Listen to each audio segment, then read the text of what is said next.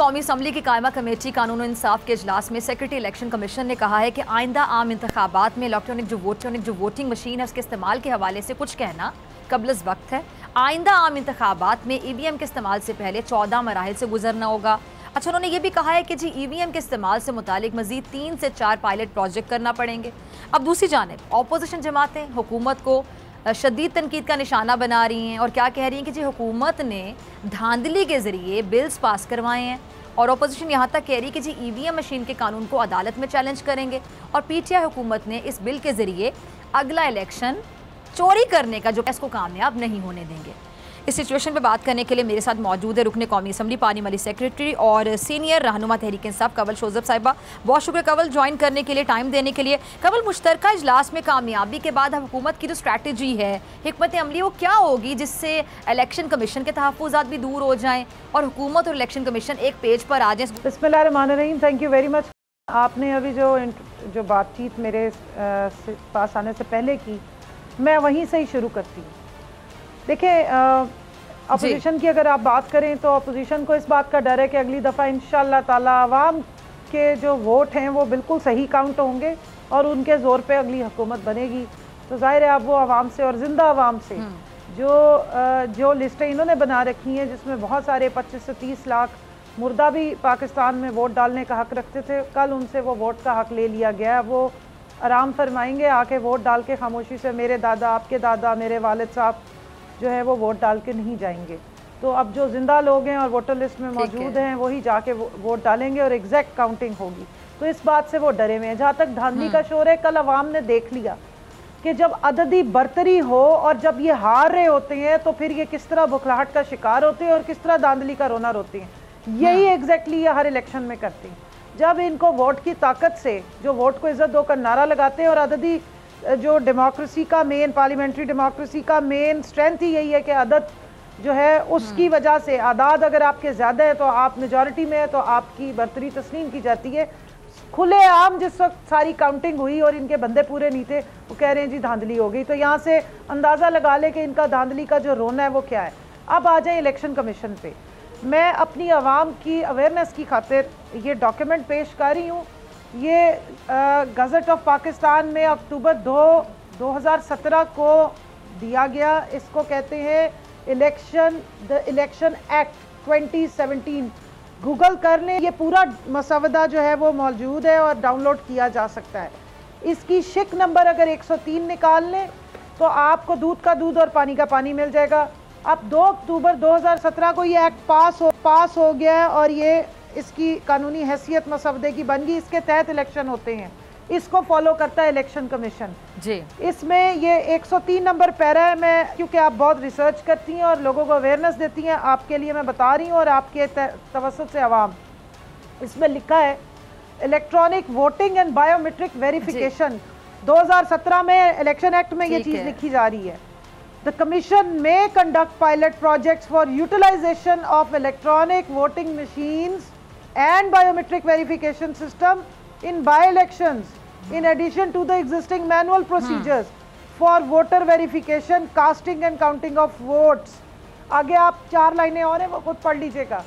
2017 में election commission जो है वो ये खुद मान रहा है कि अगले आने वाले बाई इलेक्शन में मैनुअल के साथ साथ ये EVM का हम इस्तेमाल करेंगे। ये कोई उड़न खटोले दुनिया से नए नहीं आ गए, ये कोई नई मशीनें ईजाद नहीं हो गई हैं। 2017 में किसकी हुकूमत थी आपको याद है? मुस्लिम लीग नून की 2/3 मेजॉरिटी के साथ। और ये इलेक्शन एक्ट तमाम अपोजिशन और हुकूमत की जमात ने मिलके पास किया था कलेक्टिव डिलिब्रेशंस के बाद।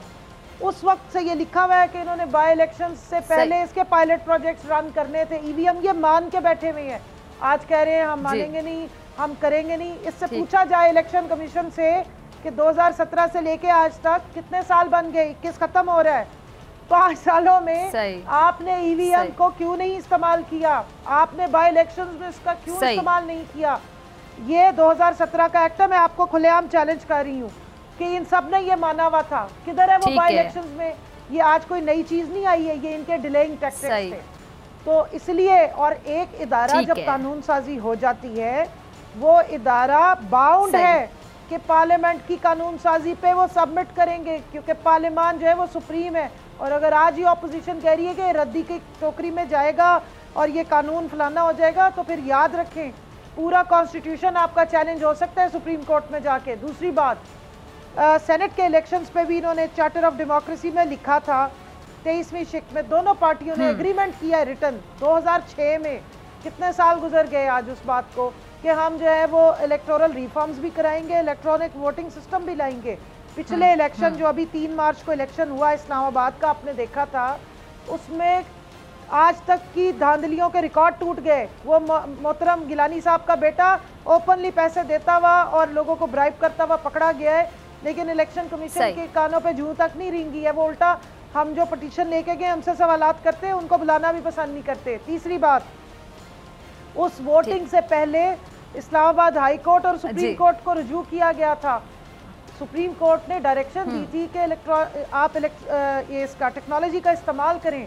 उस टेक्नोलॉजी का इस्तेमाल जो आप पहले से लिख के बैठे हुए माने हुए हैं कि हम करेंगे, तो क्या बात है जनाब। 2017 अक्टूबर से लेके आज नवंबर 2021 तक इलेक्शन कमीशन ऑफ पाकिस्तान से उसकी परफॉर्मेंस पूछनी चाहिए। जो टैक्स पेयर के पैसों से हम जिनकी तनख्वाहें भरते हैं कि आप जो लिखते हैं उस पर अमल क्यों नहीं किया, क्यों पाकिस्तान में आपने टेक्नोलॉजी कवल ये अगर ये टेक्नोलॉजी ठीक है। अच्छा कवल, ये जो बिल है इस पर आपको पता है अपोजिशन ने तो वावेला मचाया है, वो अपोजिशन शोर कर रही है। नवाज लीग और पीपल्स पार्टी की अगर मैं बात करूं तो वो तो कह रहे हैं जी आप लोगों ने इलेक्शन को कंट्रोल करने के लिए ये ईवीएम का जो बिल है ये पास करवाया, जबकि मौलाना फजल रहमान साहब भी कह रहे हैं कि जी जाली असम्बली और जाली अक्सरियत हमें इंतखाबी इस्लाहात दे रहे हैं और जिस जबर से बिल पास करवाए जा रहे हैं हम इन तरामीम को जूते की नोक पर रखते हैं। क्या कहेंगे आप?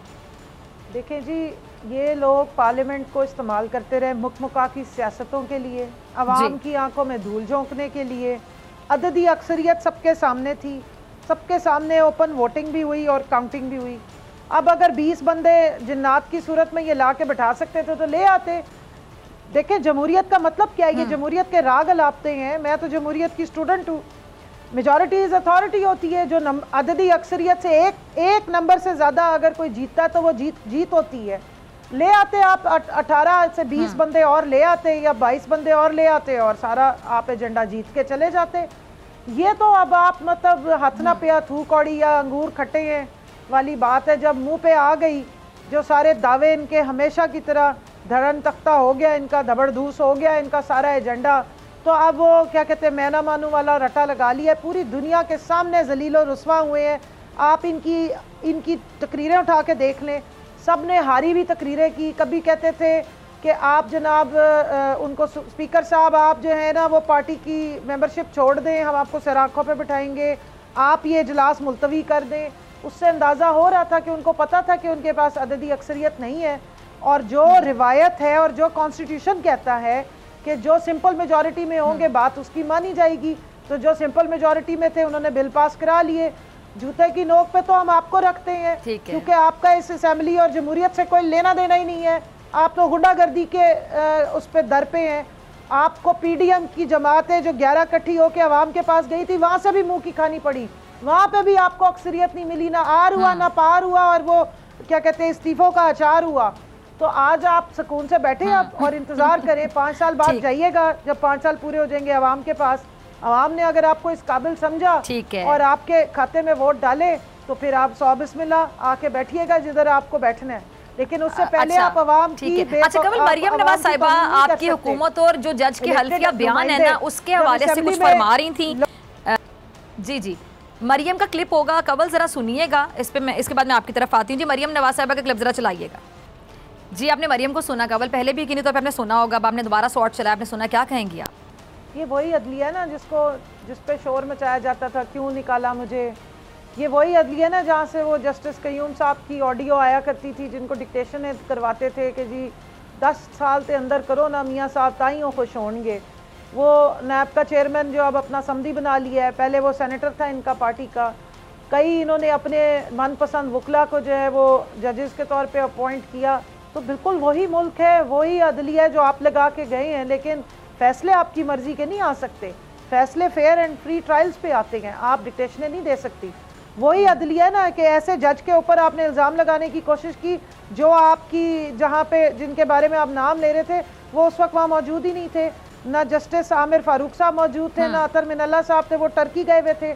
आप कैलबरी क्वीन है, झूठ बोलना आपका, लंदन तो क्या पाकिस्तान में भी आपकी अरबों की जायदादें हैं, लेकिन आज तक आप मनी ट्रेल नहीं दे सकती और दबा के झूठ बोलते हैं। मैं आपको बताऊं, मुस्लिम लीग नून की जो लीडरशिप समेत उनके नीचे तक लोगों को झूठ बोलने की इतनी आदत है कि उनको खुद भी लगता है कि हम झूठ नहीं बोल रहे, हम सच बोल रहे हैं। तो मरियम साहिबा के तो खून के खलियों में भी झूठ होगा, इसलिए उनकी आप बातों को सीरियस ना लिया करें। वो एक बात खुद कहती हैं, दूसरी दफ़ा वो भूल जाती हैं उन्होंने क्या कहा था, क्योंकि दरोग गोई की जो है ना वो मेमोरी नहीं होती है।